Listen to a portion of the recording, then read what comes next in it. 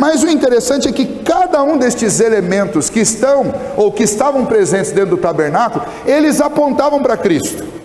De tal maneira que nós podemos dizer que o tabernáculo no Antigo Testamento era como o Evangelho é para nós aqui na Nova Aliança.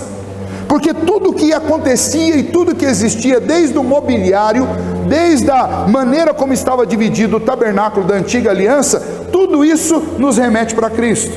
O sacrifício que era feito de um animal puro, de uma ovelha pura, de um novilho puro, para a remissão de pecados, era uma demonstração de que sem derramamento de sangue não há remissão de pecados, e era uma anunciação de que um dia alguém faria aquilo definitivamente.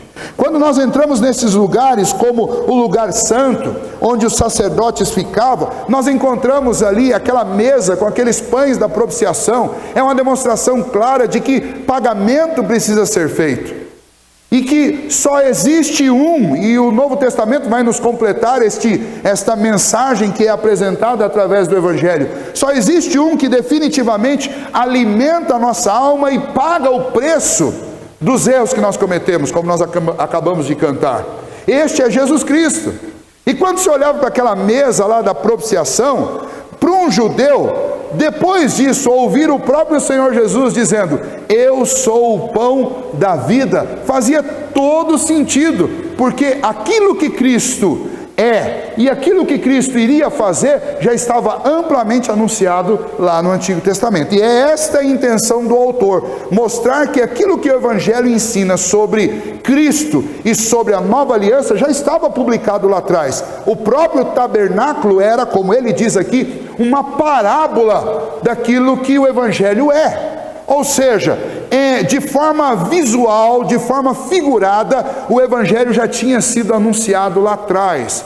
Ele não estava, obviamente, tão claro, mas ele já estava anunciado e eles tinham sinais de sobra. O candeeiro mostrando luz. O que Cristo é? Cristo é a luz do mundo. E todos esses elementos estavam lá. O sangue que estava aspergido sobre o propiciatório. Jesus Cristo é quem derrama o sangue para a remissão de pecados. Então a conexão era muito óbvia, era muito latente. E este autor está fazendo o quê? Olha, vocês que conhecem bem a antiga aliança, prestem atenção nos símbolos, presta atenção na arquitetura do tabernáculo, presta atenção nos detalhes da antiga aliança, porque todos eles nos remetem para Cristo. Naquela antiga aliança, somente o sumo sacerdote podia entrar de uma vez por ano, em nome de todo o povo, no lugar onde estava a presença de Deus. Quando o sumo sacerdote entrava no Santo dos Santos para levar o sangue e aspergir sobre o propiciatório, o Antigo Testamento diz que a nuvem da presença de Deus, chamada de Shekinah, ela descia sobre aquele lugar.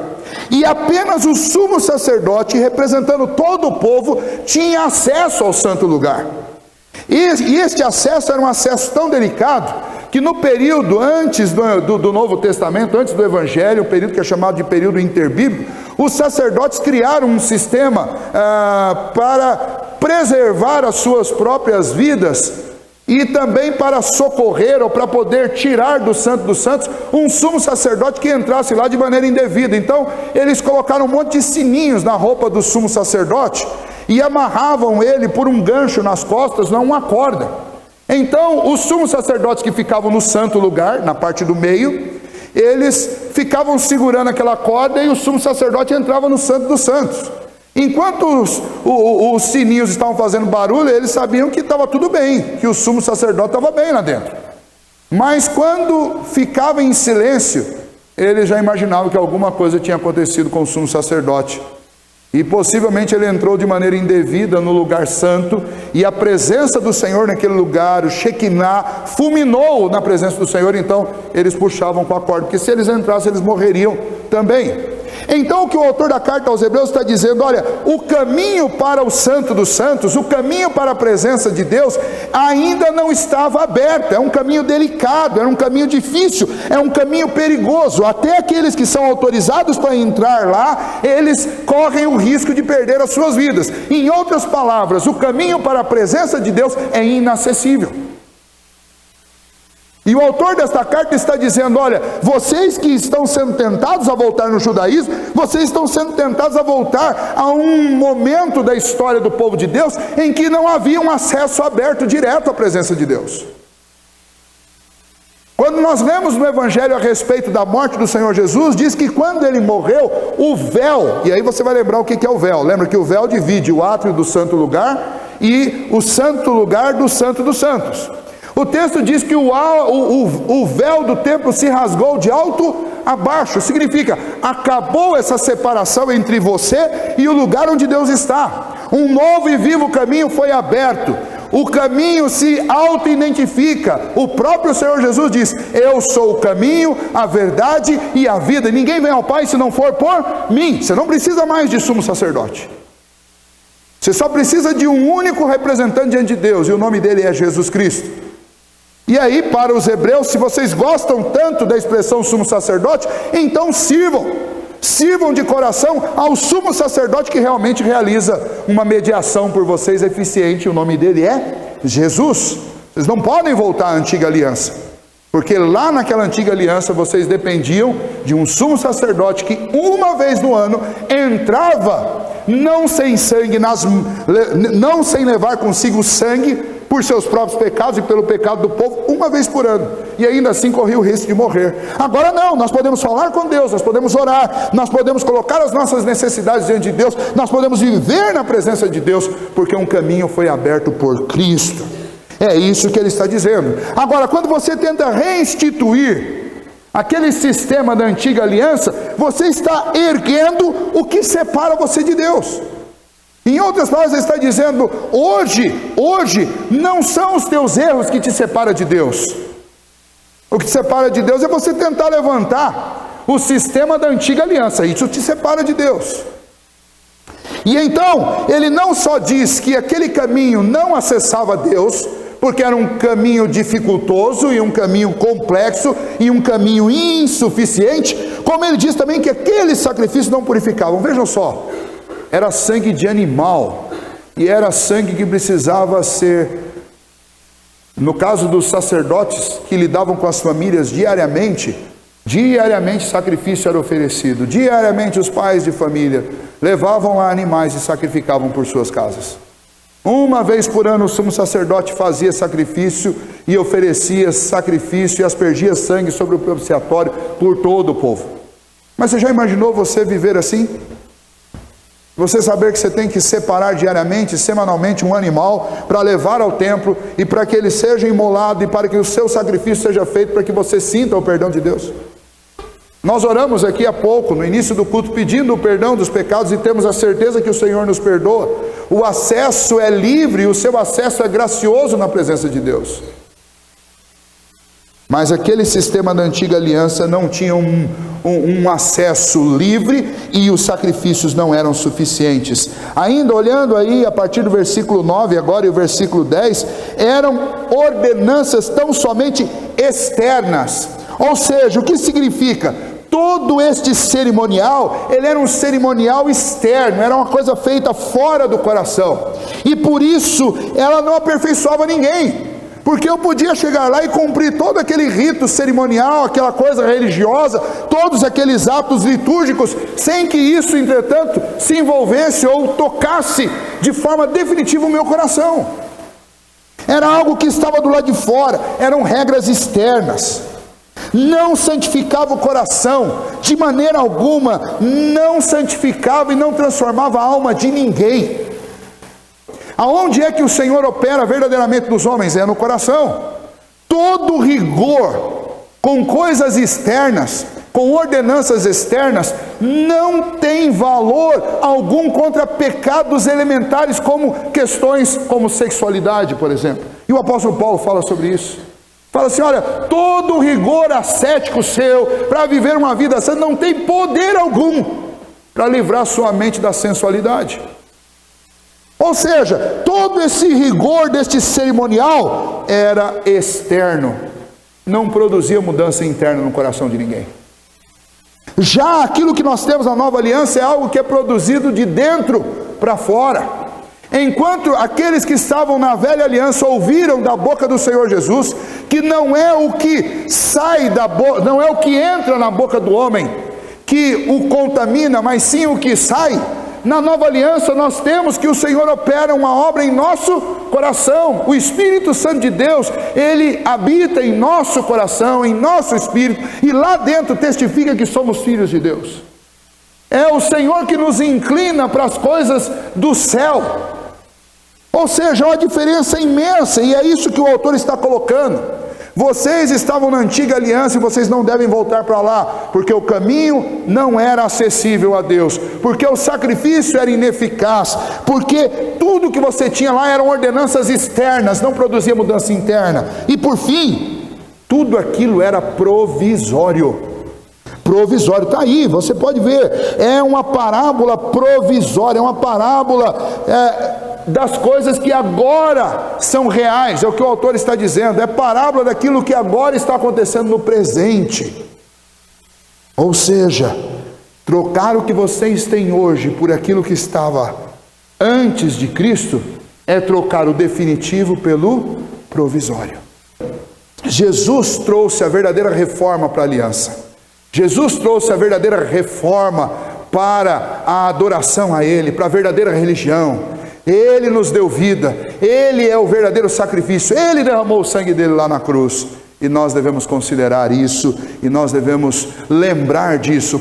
E aí o pessoal fica inventando, e é pastor que começa a usar roupa sacerdotal. Para começo de conversa, deixa eu explicar uma coisa para você: não existe mais sacerdote. Quem são os sacerdotes agora? Quem são os sacerdotes? Se você lembrar lá de 1 Pedro, diz que nós somos povo escolhido de Deus, nação santa e o quê? Sacerdócio real. Não tem só o sacerdote da igreja, é o pastor Wesley. Nós somos o quê? Não, vocês todos são sacerdócio. Eu não sou sacerdote, não. Sou pregador do evangelho. Eu sou homem comum como qualquer um de vocês, ovelha de Cristo como qualquer um de vocês. Pastor não é sacerdote. Pastor não é sacerdote. Bispo, apóstolo, seja lá o que quiserem dar de nome, não é sacerdote. Esta eclesiologia que existe por aí, que cria o clericalismo dentro das igrejas, é falsa, deve ser renegada a todo custo. Pastor não é para ser considerado uma esfera superior de crente, não é, nós somos iguais. A minha oração diante de Deus tem o mesmo peso que a sua. Eu fico muito contente, muito lisonjeado de vocês às vezes me chamar, pastor, pode orar por mim? Eu faço com maior alegria, mas não pense que é porque eu que estou orando que o seu problema vai ser resolvido. Porque a minha oração é igualzinha à sua. E aliás, a sua talvez seja melhor, porque ela é uma oração de quem realmente conhece. Eu posso me aproximar de você, mas posso não entender direito o que você está passando. Mas você sabe o que você está passando. Então a gente tem que tomar cuidado para não ficar divinizando aquilo que não é. Sacerdote acabou na antiga aliança. Na nova aliança, nós somos todos nós ovelhas de Cristo Jesus. Ovelhas que ele dotou, um tem o dom de pregar, outro tem o dom de orar, outro tem o dom de cantar, outro tem o dom de cuidar da igreja, de zelar, tenta pegar o balãozinho até na hora que o balão não quer ser pego. E cada um de nós tem um dom, e Deus nos dotou com esses dons, mas não tem nenhum que é maior do que o outro. Nenhum é maior que o outro. Não tem um mais especial do que os outros. Todos nós dependemos, somos membros de um mesmo corpo. Cada um tem sua função, inclusive o pastor. Então você não precisa dar tratamento especial para pastor, não. Estou falando com dano próprio. Este púlpito não é altar, como o altar que estava lá no tabernáculo. O pastor chamou o povo à frente para orar no altar. Orar aqui e orar no banco é a mesma coisa. Às vezes eu chamo as pessoas para virem à frente no final do culto que querem receber uma oração. Não é porque esse lugar aqui faz com que a sua oração seja mais ouvida ou menos ouvida. É porque às vezes em alguns momentos da nossa vida nós precisamos publicar a nossa necessidade. Olha, eu preciso de oração, quero que a igreja inteira ore por mim. Eu quero orar junto com vocês aqui no momento de culto. Qual o problema da gente fazer isso? Mas eu podia um belo dia ir lá no fundo da igreja e falar: quem quer oração vem aqui no fundo comigo. Não vai mudar nada, porque não é o lugar de onde eu oro. Aqui não é mais santo do que embaixo. Quem senta aqui em cima não é melhor do que quem senta aí embaixo. Aliás, não deveria nem ter lugar mais alto na igreja. A gente faz isso por uma questão de visibilidade. Mas nem precisava ter. Porque isso daqui não é santuário. Isso é um lugar que nós consagramos, separamos para o culto ao Senhor. Mas onde está o verdadeiro santuário? Nós estudamos, o verdadeiro santuário de Deus está no céu. E aqui na terra, Deus tem santuários para si. E esses santuários sou eu, é você, porque todos nós somos templo do Espírito Santo de Deus. 1 Coríntios 3 diz: e não sabeis vós que sois santuários de Deus. Nós devemos tomar cuidado com isso. Estas coisas de santificar objetos, de santificar pessoas, de criar estes mitos em volta de pessoas, são coisas da antiga aliança, e isso não funcionou e não vai funcionar hoje. Tem igreja por aí que o pessoal confecciona a imitação da arca e os presbíteros entram na hora de começar o culto lá, 4 presbíteros, cada um segurando no canto, e põe a arca aqui. Gente, isso é retrocesso, isso é absurdo, isso é falta de conhecimento bíblico. Isso é para iludir mentes ingênuas e para dar uma áurea de que aquele lugar ou aquelas pessoas são espirituais e são mais poderosas do que você. Fuja disso. É engano, é mentira. Na nova aliança não tem objeto de culto sagrado aqui, que tem que ser usado somente aqui. Na nova aliança não tem sacerdote. Todos nós somos sacerdócio real. A nova aliança não tem um santuário exclusivo. Você não tem que ir lá em Jerusalém para prestar um culto verdadeiro porque o santuário está lá. Ou lá em onde quer que você queira. Aonde você estiver, no seu quarto, você pode fechar a porta e falar com Deus. Ele está te ouvindo lá. Você pode louvá-lo lá. Ele está te vendo lá. Você tem acesso à presença de Deus por causa de Cristo Jesus, que derramou o sangue dele lá na cruz. Então cuidado com esta judaização que está acontecendo nos nossos dias. Nem sei se essa terminologia existe, mas estão tentando judaizar as nossas igrejas. Os cristãos, os evangélicos do nosso país, por exemplo, estão tentando resgatar estas coisas do Antigo Testamento. Lembra? Elas não são um acesso a Deus, elas, por seus sacrifícios, não são eficazes, elas são ordenanças externas, não resolvem teu problema, não tem poder algum contra as tentações que nós sofremos, e elas foram provisórias, elas têm que ser deixadas lá no Antigo Testamento. Elas serviram para apontar para Cristo, mas quando Cristo veio, elas perderam a sua função. Agora, em Cristo Jesus, nós somos libertados do domínio do pecado, e Paulo, ele trabalha muito essa questão. Ele diz, olha, nós não estamos mais presos. Paulo se dirige aos Gálatas e diz assim, olha, Cristo nos libertou para que nós sejamos verdadeiramente livres. Não torne a se meter debaixo do jugo de ninguém. Não volte a se escravizar. Não seja escravo por causa de comida ou por causa de bebida. O apóstolo Paulo vai tratar disso lá em Romanos, no capítulo 14, ele fala bastante sobre isso. Ele vai dizer assim, olha, eu posso comer o que eu quiser. Porque essas coisas externas nunca produziram santidade no coração de ninguém. Porque o próprio Senhor Jesus diz que o que contamina não é o que entra pela sua boca, mas é o que sai. Em outro lugar, o apóstolo Paulo, ainda citando este mesmo ensino do Senhor Jesus, ele vai dizer, olha, todas as coisas me são lícitas, algumas não me convêm. Eu não vou me deixar dominar por nada, porque Cristo me libertou. Agora, que fique muito claro que não são os rigores externos que vão produzir santificação no coração de ninguém. Quem produz santificação no nosso coração, objetivamente, foi Cristo lá na cruz, que morreu e pagou por todos os nossos pecados. Progressivamente na nossa vida, o que produz santificação é a ação do Espírito de Deus, plantando no meu coração o querer fazer a vontade de Deus, e colocando nas minhas mãos o poder para realizá-las, a capacidade de efetuá-las. E aí, Deus deixou as ordens que são óbvias para nós. Eu preciso conhecer as Escrituras, eu preciso me aprofundar nas Escrituras, para que através das Escrituras seja mortificado a minha natureza pecaminosa e o novo homem plantado dentro de mim pelo Espírito Santo de Deus cresça. Mas o ponto é que esta antiga aliança nunca foi capaz de fazer estas coisas, mas em Cristo Jesus nós desfrutamos de uma liberdade, que é a liberdade dos filhos de Deus, porque não estamos mais presos a nenhum sistema de cerimonial, a nenhum sacrifício. Nós não precisamos da mediação de homem algum, porque Cristo nos libertou destas coisas, quando Ele subiu no madeiro, e de uma vez por todas Ele entregou a vida dEle no seu lugar, para que nós fôssemos livres do domínio do pecado, livres de qualquer tipo de sistema religioso, livres, única e exclusivamente livres para Deus em Cristo Jesus.